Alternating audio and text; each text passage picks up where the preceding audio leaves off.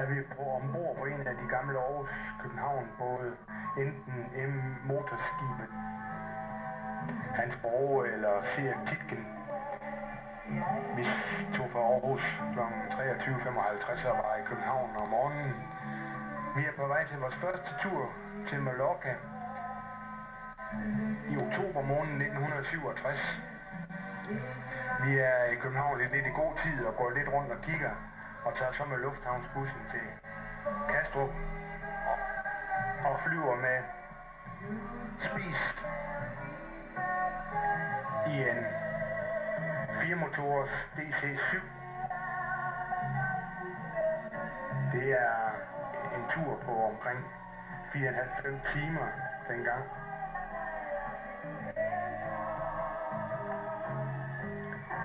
Det er som sagt vores første tur til Mallorca, så forventningerne er jo store.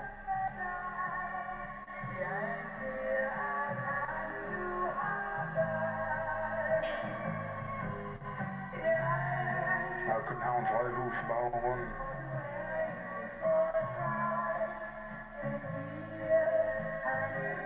Et lille kig hen til duerne, er der også sige til enden.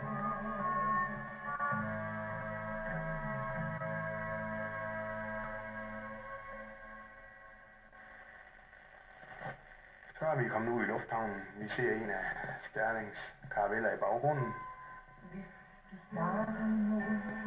Og der har vi en Metropolitan, som før omtalt, en indenrigsmaskine, 2-motors propeller.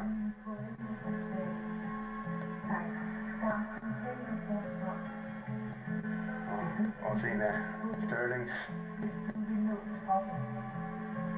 som var næsten helt overgået til jetdrift. Spies fløj stadigvæk med propeller. Her har vi den DC-7'er, en forbedret udgave DC-6B. Motoren er turboladet.